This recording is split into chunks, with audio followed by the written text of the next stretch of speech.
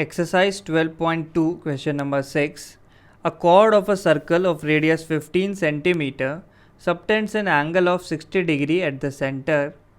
Find the areas of the corresponding minor and major segments of the circle. और पाई और √3 की values हमें given है. तो एक सर्कल है जिसकी रेडियस गिवन है 15 centimetre. A cord subtends an angle of 60 degree at the centre. तो रैंडमली एक कॉर्ड हमें गिवन है. सो इस कॉर्ड के एंड पॉइंट्स हम मार्क कर लेते हैं ए बी. तो ये सेंटर ऑफ द सर्कल यानी पॉइंट ओ इस पे 60 डिग्री एंगल सबटेंड करती है. सो ओ ए और ओ बी को ज्वाइन किया तो जो बीच में बनने वाला एंगल है ये है 60 डिग्री. सो हमें निकालना है area of the corresponding minor and major segment. So minor segment यानी इस कॉर्ड ए बी के नीचे वाला जो छोटा एरिया है ये हो गया minor segment.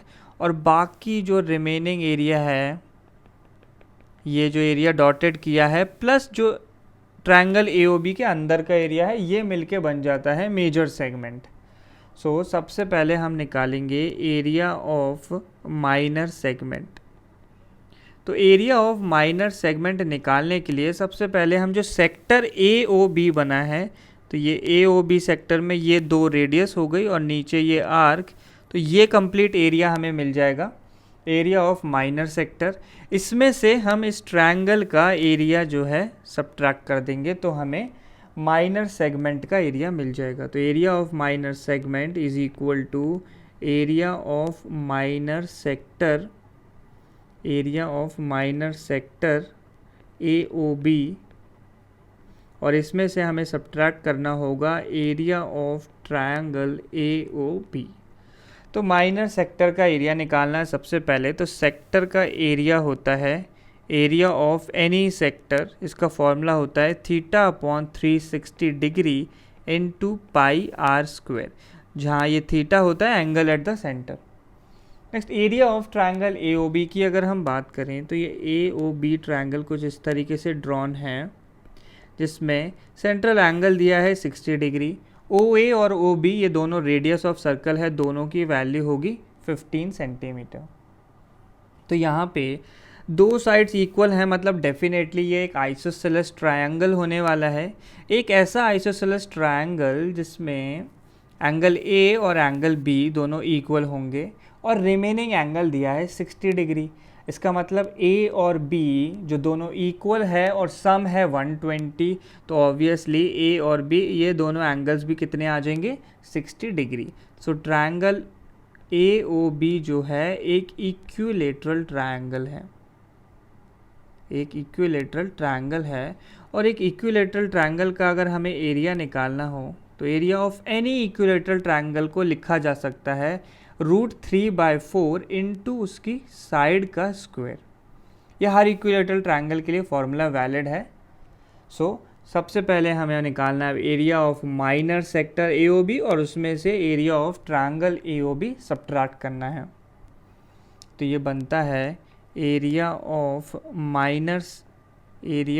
Minor segment is equal to, तो एरिया ऑफ सेक्टर एंगल है 60 degree upon 360 degree into pi r square. Pi की वैल्यू क्वेश्चन में गिवन है कि 3.14 यूज़ करना है, इंटू रेडियस हमें गिवन है 15, तो 15 का स्क्वायर आ जाएगा, माइनस √3/4 इंटू रेडियस. अब रेडियस की वैल्यू है 15, सो 15 स्क्वायर. सो यहाँ बनता है ये 60 अपॉन 360 हो जाएगा 1/6. तो क्लियरली दोनों टर्म्स में 15 स्क्वायर कॉमन है, इसे हम ले लेंगे बाहर. पहला टर्म बनता है 3.14/6 माइनस √3/4 आएगा दूसरे टर्म से. √3 की वैल्यू क्वेश्चन में गिवन है 1.73 और डिनोमिनेटर में आ जाएगा 4. सो 15 स्क्वायर ये होता है 225 और यहाँ ब्रैकेट में अगर हम एलसीएम लें तो डिनोमिनेटर में आ जाएगा 12.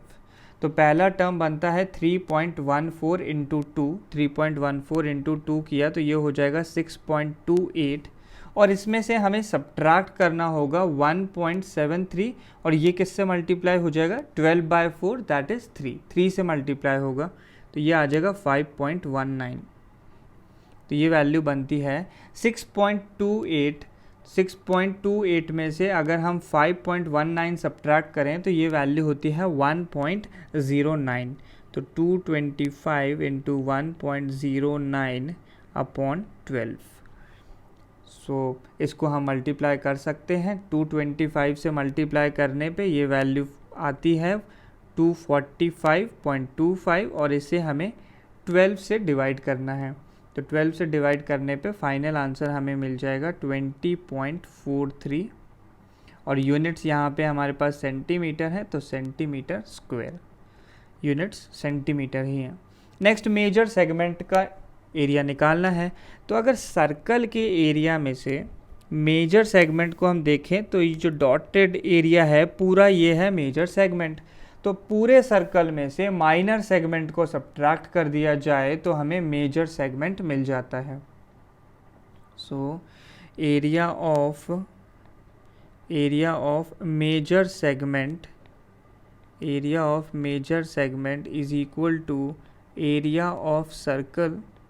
इस एरिया ऑफ सर्कल में से हमें सब्ट्रैक्ट करना है एरिया ऑफ माइनर सेगमेंट। तो एरिया ऑफ सर्कल तो पाई आर स्क्वायर, पाई की वैल्यू 3.14, रेडियस है 15, तो 15 का स्क्वायर आ जाएगा। अब इसमें से सब्ट्रैक्ट करना है area of minor segment. Area of minor segment आया है 20.43 सेंटीमीटर स्क्वायर।